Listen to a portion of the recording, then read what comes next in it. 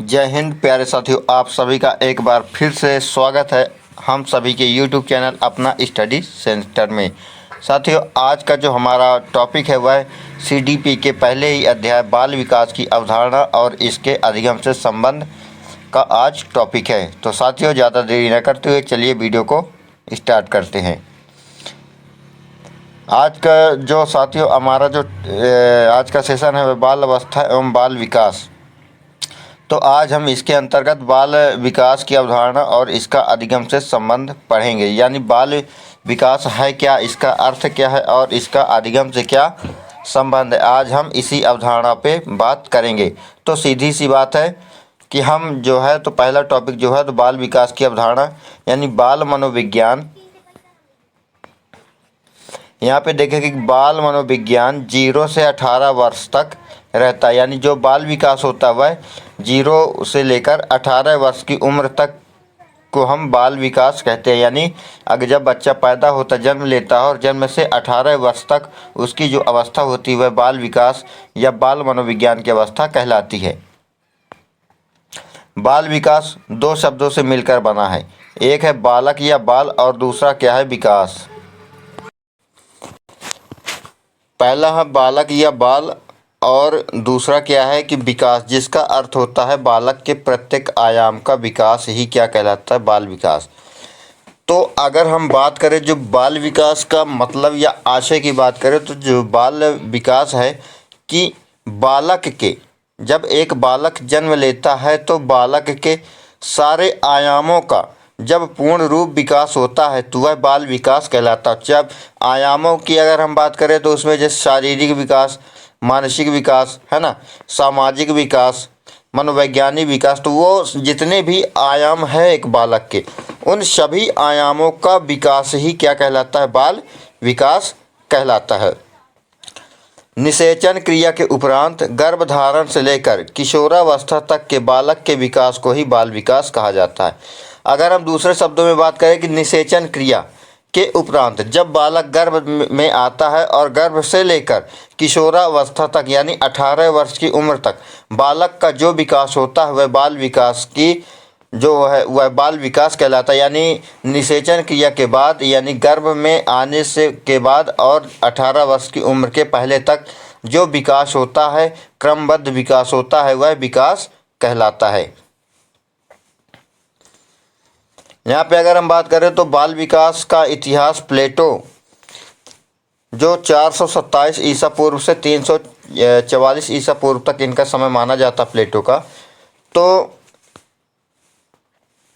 प्लेटो के अनुसार बालक की बाल्यावस्था में दिया जाने वाला प्रशिक्षण अपना प्रभाव बाद की अवस्थाओं में प्रभावित करता है।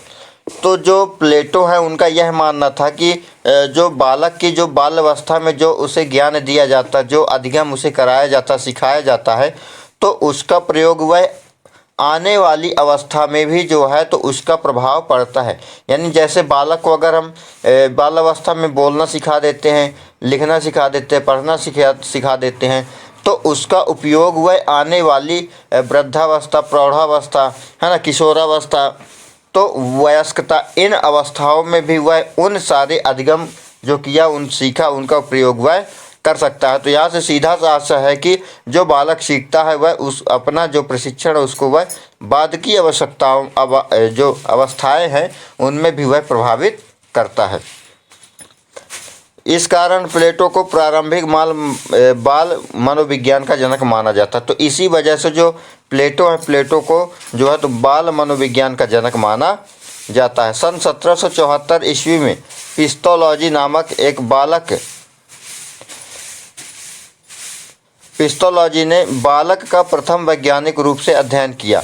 तो एक जो 1774 में एक जो बाल मनोवैज्ञानिक थे पिस्तोलॉजी, उन्होंने बालक का प्रथम किस रूप में अध्ययन किया, वैज्ञानिक रूप में। उन्होंने एक पुस्तक का भी प्रकाशन किया जिसका नाम था बेबी बायोग्राफी। यानी पिस्तोलॉजी एक मनोवैज्ञानिक थे, उन्होंने वैज्ञानिक तरीके से अपने ही बालक पर जो है तो अध्ययन किया था और उन्होंने उसी अध्ययन के अनुसार एक बेबी बायोग्राफी नामक पुस्तक को भी प्रकाशित किया, जिसमें उन्होंने अपने 3.5 साल के पुत्र का अध्ययन किया। तो इसी पुस्तक में उन्होंने जब अपने 3.5 साल के पुत्र का अध्ययन किया और उसी का जो अध्ययन से जो प्रमाणित जो प्रमाणीकरण था उसको उन्होंने बेबी बायोग्राफी नामक पुस्तक में प्रकाशित किया था। फिर इसके बाद हम बात करें कि सन 1784 ईस्वी में हाइडमैन, फिर इनके बाद क्या कि 1784 में हाइडमैन जो एक कहाँ के चिकित्सक थे, जर्मन चिकित्सक थे, उन्होंने अपने बच्चों का मानसिक तथा शारीरिक विवरण प्रस्तुत किया। 19वीं सदी में बाल अध्ययन आंदोलन की शुरुआत हुई। स्टैनली हॉल 1893 में इस आंदोलन के प्रणेता माने जाते हैं तथा इन्हें किशोर मनोविज्ञान का जनक माना जाता है तथा इन्हें बाल मनोविज्ञान का जनक भी माना जाता है। स्टैनली हॉल की पुस्तक नाम एंडोसेंस था, है ना। तो यहाँ पे अगर हम बात करें कि 1784 में एक हाइडमैन थे जो एक जर्मन चिकित्सक थे, उन्होंने अपने बच्चों का मानसिक और शारीरिक विवरण भी प्रस्तुत किया। उन्होंने मनोवैज्ञानिक ढंग से रिसर्च किया और जो है तो अपने ही बच्चों के मानसिक और शारीरिक विवरण को प्रस्तुत किया। और 19वीं सदी में जो बाल अध्ययन आंदोलन की शुरुआत हुई उसमें जो है तो स्टैनली हॉल एक बाल मनोवैज्ञानिक थे। स्टैनली हॉल जो 1893 में इस आंदोलन के क्या माने जाते थे, प्रणेता माने जाते थे और साथ ही इन्हें किशोर मनोविज्ञान का जनक भी माना जाता है और इन्हें बाल मनोविज्ञान का जनक भी, यानी ये 2-3 प्रणेता थे। एक बाल मनोविज्ञान का जनक इन्हीं को माना जाता था, बाल मनोविज्ञान का जनक भी इन्हीं को माना जाता था और किशोर मनोविज्ञान का जनक भी इन्हीं को माना जाता था। और स्टैनली हॉल ने किस पुस्तक की रचना की थी, तो एंडोसेंस नामक एक पुस्तक की रचना की थी।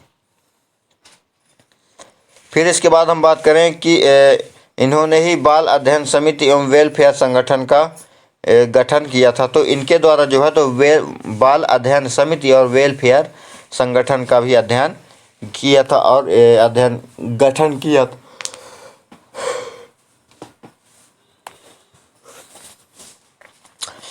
अब हम बात करेंगे साथियों विकास, परिपक्वता या अभिवृद्धि। विकास, परिपक्वता या अभिवृद्धि।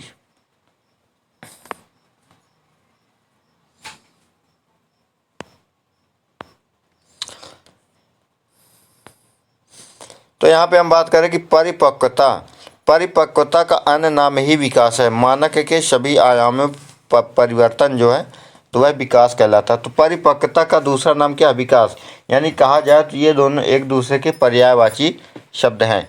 तो मानक के सभी आयामों में परिवर्तन ही विकास कहलाता है। तो जो एक बालक का आयाम होता है, चाहे वह मानसिक हो, शारीरिक हो, बौद्धिक हो, यानी जितने भी आयाम हैं, शारीरिक, बौद्धिक, है ना, संवेगात्मक, ज्ञानात्मक, तो जितने भी आयाम हैं उन आयामों का पूर्ण रूप से विकास ही क्या है, विकास कहलाता है। तो ये चाहे हम इसे विकास कह लें या परिपक्वता। इसके बाद वही लिखा है कि बालक का शारीरिक विकास, मानसिक विकास, संवेगात्मक या भावनात्मक विकास, भाषाई विकास, ये सब क्या है, उसके परिपक्वता या विकास है। इसके बाद बात करें हम साथियों वृद्धि या अभिवृद्धि। तो जो वृद्धि या अभिवृद्धि, तो इसको हम देखेंगे कि मानव के शरीर के अंगों का बढ़ना ही क्या कहलाता है, वृद्धि या अभिवृद्धि कहलाता है। तो मानव का जो शरीर है उसमें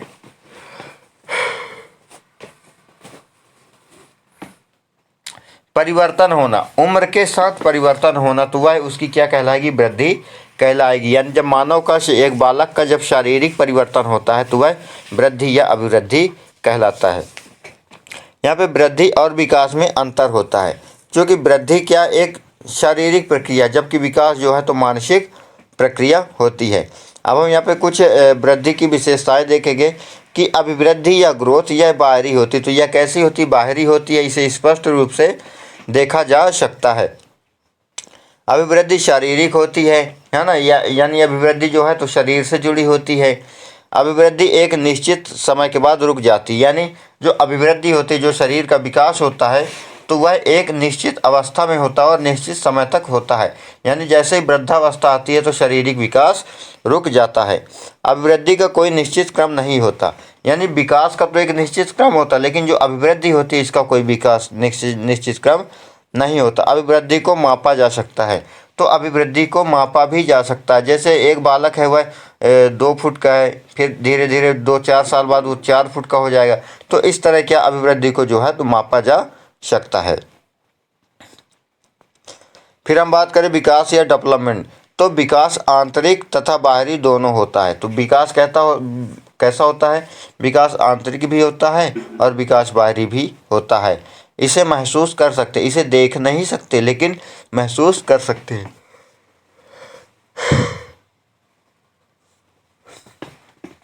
जैसे मान लीजिए बालक सुनता है, सुनकर बोलने लगता है, तो उसको हम महसूस कर सकते हैं, देख नहीं सकते लेकिन महसूस कर सकते हैं कि हाँ बालक बोलने लगा, है ना, समझने लगा। तो इस तरह क्या उसका विकास हो रहा है। विकास हर प्रकार का हो सकता है, तो विकास केवल एक प्रकार का नहीं, विकास कई प्रकार के हो सकते, चाहे वह मानसिक विकास हो, शारीरिक विकास हो, संवेगात्मक विकास हो, भावनात्मक विकास हो, भाषाई विकास हो, लेखन विकास हो। मतलब विकास के जो कई प्रकार के आयाम होते हैं। विकास निरंतर होता रहता है, तो विकास क्या होता है, विकास पीढ़ी दर पीढ़ी यानी बढ़ता रहता है, वह क्रम अनुसार बढ़ता रहता है। विकास जो है तो कभी रुकता नहीं है। विकास का एक निश्चित क्रम होता है, तो विकास का क्या होता है, विकास का एक निश्चित क्रम होता है। यानी विकास जो है तो पहले धीरे धीरे होगा, उसके बाद धीरे धीरे धीरे बढ़ता जाएगा। यानी पहले बालक क्या सुनेगा, सुनने के बाद क्या बोलेगा, बोलने के बाद क्या पढ़ेगा, पढ़े के बाद फिर लिखेगा। तो इस तरह क्या होता है, विकास जो है क्रमानुसार होता है। लेकिन विकास का मापन क्या संभव नहीं है, विकास को IQ लेवल को हम माप नहीं सकते। यहाँ पे कुछ हम परिभाषाएं देखेंगे, जैसे सोरेनसन के अनुसार, है ना, एक सोरेनसन महोदय है, उन्होंने बाल विकास से संबंधित कुछ परिभाषाएं दी हैं कि अभिवृद्धि शब्द का संबंध शारीरिक बुद्धि से होता है। इस बुद्धि वृद्धि को मापा व तोला जा सकता है। कहीं ना कहीं विकास का संबंध अभिवृद्धि से होता है, परंतु यह शीघ्र वृद्धि के लिए केवल विशेष परिस्थितियों में ही प्रयोग की जाती है। तो यहाँ पे सोरेनसन महोदय कहते हैं कि जो अभिवृद्धि होती है उसका संबंध शारीरिक विकास से तो होता है और इस वृद्धि को क्या मापा और तोला भी जा सकता है, लेकिन कहीं ना कहीं जो विकास होता है विकास का संबंध भी अभिवृद्धि से होता है, क्योंकि जब शारीरिक विकास नहीं होगा तो मानसिक विकास या जो शारीरिक अभिवृद्धि नहीं होगी तो विकास भी संभव नहीं है। लेकिन यह शारीरिक वृद्धि के लिए केवल एक विशेष परिस्थितियों में ही प्रयोग किया जाता है। तो यह जो विकास है वह शारीरिक वृद्धि के लिए केवल कुछ विशेष ही परिस्थितियों में जो है तो विकास का प्रयोग किया जाता है। इसी प्रकार हम देखें हरलॉग के अनुसार, तो हरलॉग महोदय क्या कहते हैं कि विकास की प्रक्रिया बालक की सभी गर्भावस्था से उसकी मृत्यु तक क्रम में चलती है तथा प्रत्येक अवस्था का प्रभाव दूसरी अवस्था पर पड़ता है। तो वही बात है जो मैंने आपको अभी पिछले समय में बताया है कि जो बालक का जो विकास होता है वह गर्भावस्था से लेकर मृत्यु पर्यंत चलती है और एक क्रम में चलती है, और इसका जो प्रभाव है वह आने वाली अवस्थाओं में भी पड़ता है। इसी प्रकार हम देखें गैसल के अनुसार, तो विकास प्रत्यय से अधिक है, इसे देखा जा सकता है तथा जांचा और किसी सीमा तक मुख्य 3 दिशाओं शरीर अंक विश्लेषण, शरीर ज्ञान तथा व्यवहार आत्मक मापा जा सकता है। तो गैसल महोदय वो क्या कहते हैं कि विकास क्या है, एक प्रत्यय से अधिक है और इसे देखा जा सकता है तथा जांचा भी जा सकता है, लेकिन किसी सीमा तक इसको जो है तो एक सीमा तक मापा और जांचा जा सकता है। और जो मानव का विकास है वह 3 दिशाओं यानी शरीर का अंकन विश्लेषण, शरीर ज्ञान तथा व्यवहार आत्मक रूप से मापा जा सकता है। यहाँ पे हम देखेंगे विकास की कुछ अवस्थाएं होती है, यानी प्रत्येक बच्चे के विकास विभिन्न अवस्थाएं होती है, इन्हीं में बच्चों का निश्चित विकास होता है। इसी बात को ध्यान में रखते हुए विकास निम्न चरणों में बांटा गया है। तो वह कौन कौन से चरण है, चलिए देखते हैं। जो पहला चरण है कि बाल अवस्था, जन्म से कितने वर्ष, 3 वर्ष तक। प्रारंभिक शैशवावस्था 3 से 6 तक। मध्य शैशवावस्था 6 से 9 वर्ष तक। ये हत्या नहीं है, यहाँ पे दूसरा था, मध्य शैशव, यहाँ पे मध्यम था।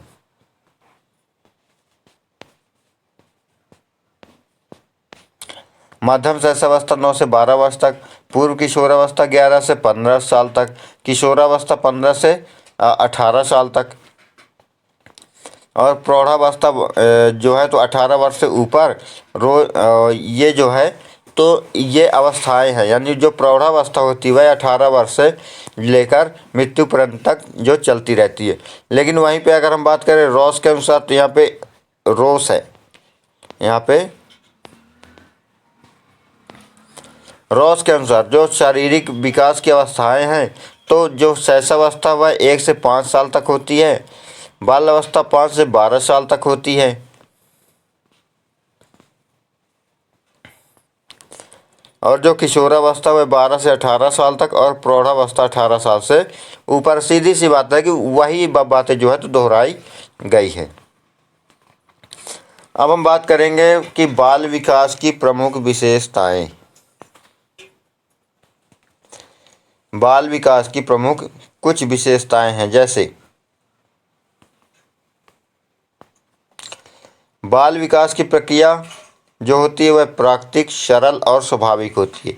यानी जो एक बालक का विकास होता है वह प्राकृतिक तरीके से, सरल तरीके से और स्वाभाविक रूप से बालक का जो विकास है वह संपन्न होता है। बाल विकास को छात्रों, शिक्षक, अभिभावकों के लिए महत्वपूर्ण माना जाता है। यानी बालक का जैसे जैसे विकास होगा तो बालक का क्या है वह शिक्षक के लिए भी सुविधापूर्व होगा, अभिभावकों के लिए भी महत्वपूर्ण माना जाता है, क्योंकि बाल विकास के द्वारा ही बालक का क्या है कि विकास होता है ना। बाल विकास शारीरिक कार्य एवं व्यवहार में परिवर्तन की महत्वपूर्ण भूमिका होती है। यानी जैसे ही बालक का विकास होता है वह शारीरिक रूप से भी परिपक्व होता है, व्यवहारिक रूप से भी परिपक्व होता है, तो जो उसके विकास में जो है महत्वपूर्ण भूमिका होती है। इनके व्यवहार को देखकर बाल विकास के बारे में जानकारी प्राप्त की जा सकती है। यानी एक बालक का जो व्यवहार है, जो कार्य करने की क्षमता है, उसी को देखकर यह माप सकते हैं कि ये इसका जो है बाल विकास किस स्तर पर हुआ है। बाल विकास एक स्वाभाविक प्रक्रिया है और यह बाल विकास की स्थिति का पता कुछ निर्धारित मानकों के द्वारा किया जा सकता है। तो बाल विकास कैसी प्रक्रिया है? एक स्वाभाविक प्रक्रिया है और बाल विकास की स्थिति का पता हम कुछ निर्धारित मानकों के आधार पर कर सकते हैं। बाल विकास के स्तरों का वर्गीकरण करके उसके स्वरूप को निर्धारित किया जाता है। तो बाल विकास का जो एक स्तर है, पहले क्या कि शैशवावस्था है ना, बाल्यावस्था, फिर धीरे धीरे जो अवस्थाएं होती है तो एक क्रम में आती रहती हैं, तो उन्हीं के अनुसार जो है तो उसके जो स्वरूप को निर्धारित किया जाता है। बाल विकास एक वर्गीकृत प्रक्रिया। तो बाल विकास कैसी प्रक्रिया? एक वर्गीकृत प्रक्रिया है। बाल विकास में सभी बच्चों में कुछ या अंतर पाया जाता है। तो चूंकि क्या कि एक बालक का जो विकास होता है वह कई प्रकार से होता है। यानी अगर हम बात करें तो एक से अधिक बालक है तो उनका भी जो विकास होगा वह एक क्रम में होगा, लेकिन भिन्न भिन्न होगा, है ना। तो कोई बालक है कि पहले पढ़ना सीख लेता, कोई बोलना, कोई चलना। तो इस प्रकार क्या है कि जो विकास के क्रम है वो तो एक है, लेकिन जो अवस्थाएं हैं, जो विकास बालकों का जो विकास, उसमें भी कुछ अंतर पाया जाता है।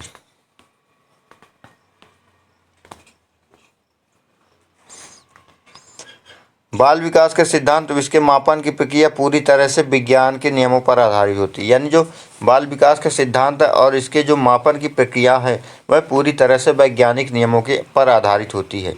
इसलिए हम यह कह सकते हैं कि बाल विकास की अवधारणा को एक प्रकार की मनोवैज्ञानिक प्रक्रिया कहते हैं। यानी बाल विकास को एक मनोवैज्ञानिक प्रक्रिया भी कहते हैं। आधुनिक एवं सामाजिक प्रक्रिया है, क्योंकि जो बाल विकास है वह कैसी प्रक्रिया? आधुनिक है और सामाजिक प्रक्रिया है। क्योंकि इसमें छात्रों का सर्वांगीण विकास के लिए वैज्ञानिक दृष्टियों का प्रयोग किया जाता है।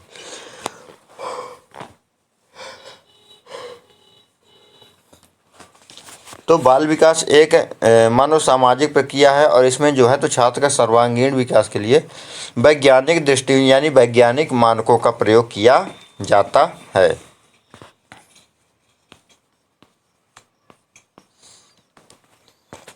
यहाँ पे हम देखेंगे कि बाल विकास का अधिगम से संबंध है।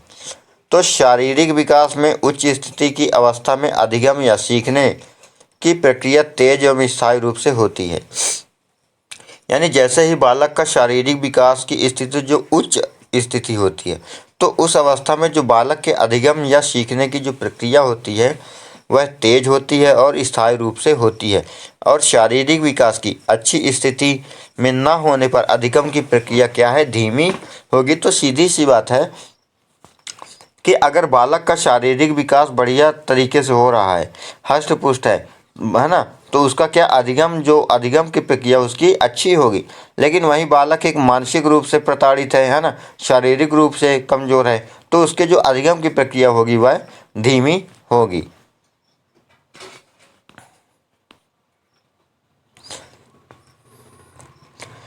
संज्ञानात्मक विकास की उचित स्थिति ही अधिगम को उच्च एवं स्थायी बनाती है। जो एक बालक की जो संज्ञानात्मक यानी ज्ञान अर्जन शक्ति है, प्रक्रिया है, तो उसकी स्थिति में ही बालक का जो अधिगम है वह उच्च एवं स्थायी बनाता है। सामाजिक विकास की प्रभावशीलता ही प्रभावी अधिगम का मार्ग प्रशस्त करती है।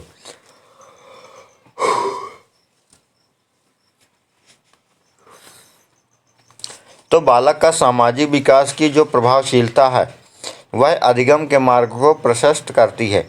संवेगात्मक स्थिरता के माध्यम से ही बालक क्या है कि संतुलित कार्य करना, व्यवहार करना सीखता है। नैतिक विकास के आधार पर ही छात्र का जो नैतिक कार्यों एवं गतिविधियों को सीखता है। तो बालक का जो एक संवेगात्मक स्थिरता के माध्यम से बालक क्या है, संतुलित कार्य करता है ना, कुछ नैतिक विकास करता है। तो नैतिक विकासों के आधार पर ही छात्र के जो नैतिक गुण है उनके में जो है तो विकास होता है।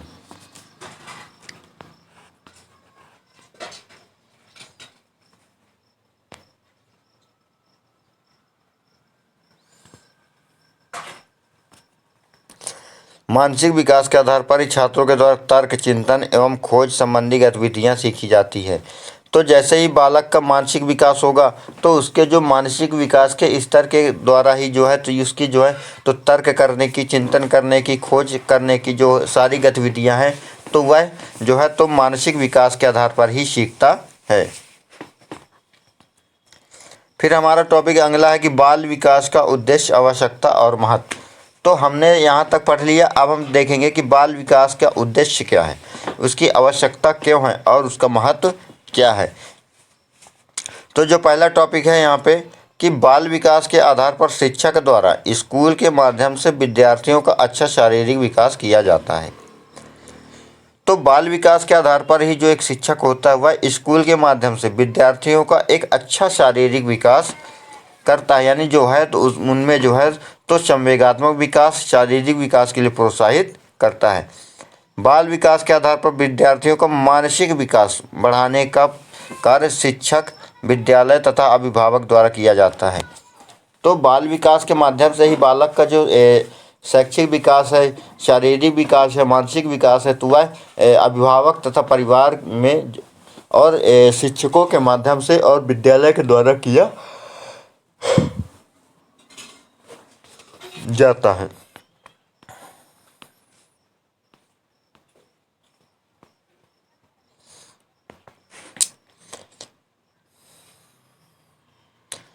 बाल विकास द्वारा विद्यार्थियों, शिक्षकों एवं विद्यालय द्वारा छात्रों की संवेगात्मक स्थिरता उत्पन्न करने वाली गतिविधियों को उपलब्ध कराई जाती है।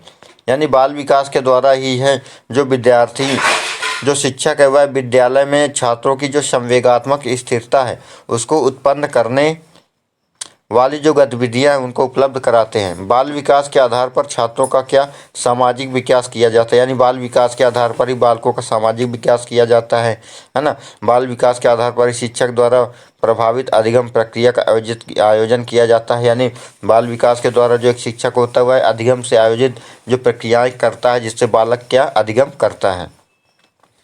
बाल विकास के आधार पर ही बालकों का वह भाषाई विकास होता है, यानी बालक की जो बाल विकास की अवस्था अगर वह अच्छी है तो बालक का क्या भाषाई विकास होगा, है ना। बाल विकास के आधार पर ही विद्यार्थियों क्या नैतिकता और मानवता की भावना का विकास होता है, जिससे बालक जो है तो आगे चलकर एक अच्छा व्यक्ति बनता है।